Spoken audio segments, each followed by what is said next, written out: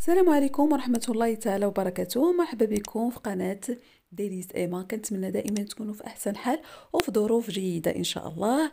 اليوم غنقدم معكم دي ستيكار صغار او قنينطات ساهلين، يعني مقادير بسيطة وتنجحوا 100%، وتيجيو معلكين بيان سور وبنان، مذاق الكراميل والكاوكاو والزلجلان. اذا الا كنتوا تهتموا بهذا النوع من الفيديوهات ما تنساوش انكم تدعموا القناه وتبارطاجيو لا فيديو باش صحابكم والناس اللي عزازين عليكم حتى هما يشوفوا هاد لا فيديو، وان شاء الله نزيد المزيد من الشهيوات اللي ان شاء الله يكونوا في المستوى.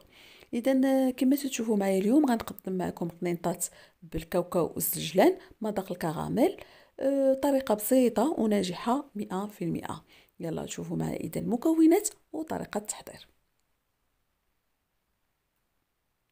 بالنسبة للمكونات عندنا مكونات بسيطة جدا ومختلفة على يعني الحشوات اللي تنديرو دائما. بالنسبة للمكونات عندي هنايا نص كيلو ديال الكاوكاو من بعد ما سلقته واحد شوية ديال الحامض باش تحيد منه ديك النسمة المجهدة، وقليته في الزيت، يعني ما تقليوش بزاف غير شوية باش مازال غيزيد يتقلى. وعندي هنايا زلجلان اللي محمر وطحنته على هذا الشكل بوماد بحال الكاوكاو، حتى هو طحنته على شكل بوماد. وعندي هنايا الماء الزهر، عندي تقريبا واحد 2 معالق كبار. وعندي هنايا واحد الحك او لا بو ديال نيسلي كراميل. غنديرو على حسب الذوق ديالنا، يعني اللي تيبغي الحلاوه بزاف غيكثر واللي ما تيبغيش غادي يدير على حسب الذوق ديالكم. اذا غناخذ اناء وغادي ندير فيه الكاوكاو كما قلت لكم اللي سبق ليا، سلقته خليته حتى نشف، عاد قليته في الزيت، يعني تقريبا ماشي قليه كامله باش ما حيت غنزيدو نقليو. وغادي نضيف ايضا الزجلان اللي محمر ومطحون على شكل بوماد. غنضيف هنايا 2 معالق كبار تقريبا ديال الماء زهر، وممكن تضيفوا البنات حتى القرفه اللي تيبغي المذاق ديال القرفه، شويه ديال المسكه اللي تيبغي المذاق التنسيم وصافي. وهنايا البنات غادي نضيف نسلي كراميل على حسب الذوق، يعني غادي تبقاو تخلطوا وتشوفوا على حسب الذوق ديالكم. كاين اللي تيبغي الحلاوه بزاف وما كاين اللي ما تيبغيش الحلاوه، يعني على حسب كل ذوق. ولكن غادي ديروا غتنتبهوا لان مازال غادي نديروهم في العسل، يعني مازال غيتعسلوا غيزيدوا يحلاو. صافي غنخلط مزيان جيدا وغادي نذوق. الا بان لي انه باقي خاصني نزيد شويه الحلاوه غادي نزيد، الا بان لي صافي راه هذاك هي الكميه صافي غادي نكتفي بتقريبا 3 معالق كبار او 4 كبار ديال نسلي. صافي غادي نخلط جيدا حتى ينسجموا لي المكونات ونتلاقى معكم ان شاء الله.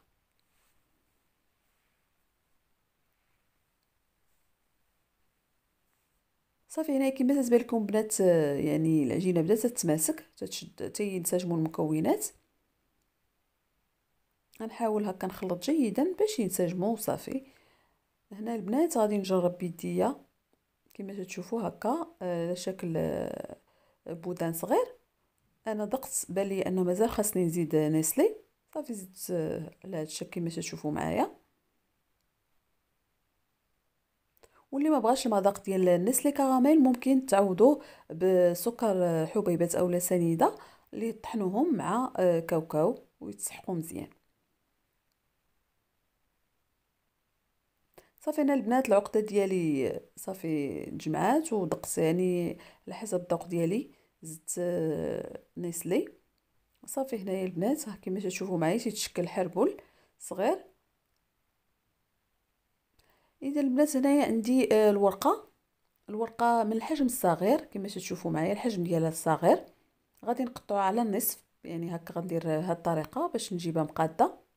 غادي نقطع على النصف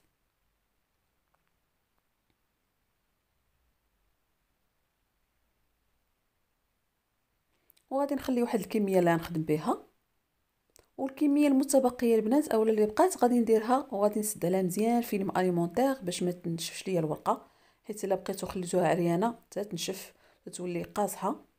ضروري تجبدوا كميه والكميه الاخرى تحتفظوا بها في الفيلم اليمونتير. صافي غناخذ هنايا واحد النصف ديال الورقه كما تشوفوا معايا. غناخذ الفوق غيكون داك الورقه اللي حرشه من الفوق ونخليو الرطبه هي اللي لتحت. صافي غناخذ واحد البودان صغيور كما تشوفوا معايا على هذه الطريقه. غنقادها في الوسط، غنقلب الورقه كما تشوفوا معايا، وغادي نجمع الجوانب. يعني طريقه سهله جدا. صافي نقاد هكا، نقادها بيدي كما تشوفوا معايا. الصوره تتوضح لكم كلشي البنات. وهنايا خديت واحد شويه ديال الطحين مع شويه ديال الماء، خلطته وغادي نبدا نلصق به الورقه.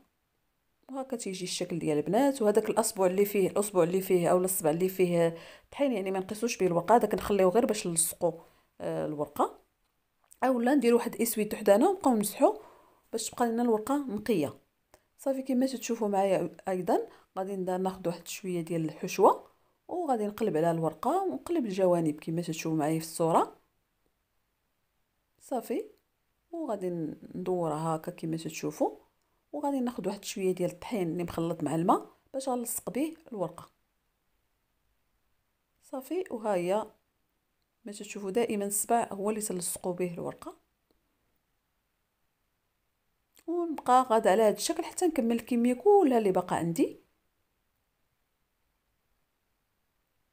يعني طريقه سهله جدا جدا، ما تاخذش بزاف الوقت وسهله، دغيا دغيا تيجيو زوينين.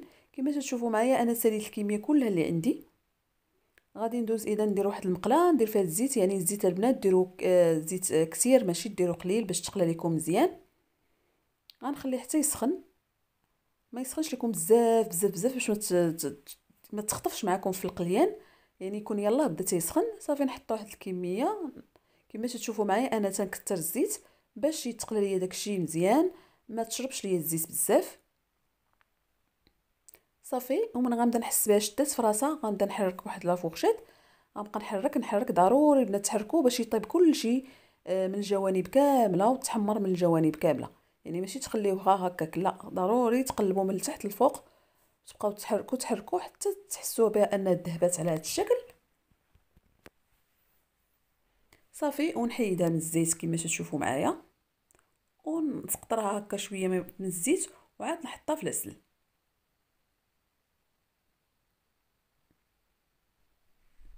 صافي البنات انا نكمل الكميه كاع اللي عندي، وغادي ناخذ العسل ديالي اللي غنعسل فيه السيجار اولا القنينطات كما تشوفوا معايا. بالنسبه للبنات، شحال من المتتبعات ديالي كانوا تيسولوني على كيفاش تيبقى هاد القنيطات اولا البريوات شادين فيهم العسل. اول حاجه البنات العسل خصو يكون شويه ثقيل بالنسبه للمعسلات. ثاني حاجه من الافضل وهذه زعما نصيحه يعني ومضمونه 100%، يعني تخليو البريوات اولا لي سيجار في العسل حتى يبرد لكم العسل كومبليتوم، عاد تحيدوه. من تيبرد العسل تيبقى شاد في البريوه اولا في القنيطات. اما لا حيدتوهم هو باقي سخان، يعني اوتوماتيكمون تحيدوه من العسل، صافي داك العسل كله تيطيح يعني تيذوب. من الافضل تخليوه حتى يبرد، شحال ما برد لكم مزيان. صافي وهكا كما شفتوا البنات زوقت شويه بالزجلان، وزوقت البلاطو الاخر بشويه ديال كاوكاو كونكاسي. وانتم لكم الاختيار، بغيتو تذوقوا او لا. ممكن البنات تحتفظوا به غير في الثلاجه تيبقاو مزيانين، ولكن من الافضل تحتفظوا به في الكونجيلاتور تيبقاو مزيانين. ولكن ديروهم في بواطات محكمين الاغلاق كما تشوفوا معايا. انا استفتهم في بويطات اللي يعني تيتسدوا مزيان، وغادي نحتفظ بهم في المجمد. وفيما تنحتاج البواطه تنجبد بواطه حتى تتسالي عاد تنجبد البواطه الاخرى. نتمنى ان الفيديو ديال اليوم يعجبكم، وان هاد القنيطات ان شاء الله تجربوهم وتردوا عليا كيفاش جاوكم. تيجيو لذاذ البنات وبنان، يعني ما دق زجلان الكاوكاو تيتواتاو بزاف مع نيسلي كراميل. وان شاء الله مازال غتشوفوا معايا الوصفات. الا بغيتو تشوفوا البريوه ديال اللوز راه عندي في القناه، ادخلوا للقناه غتلقاو الفيديو ديال البريوات اللوز حتى هما تيجيو غزالين. يلا البنات خليت لكم راحه، الى اللقاء.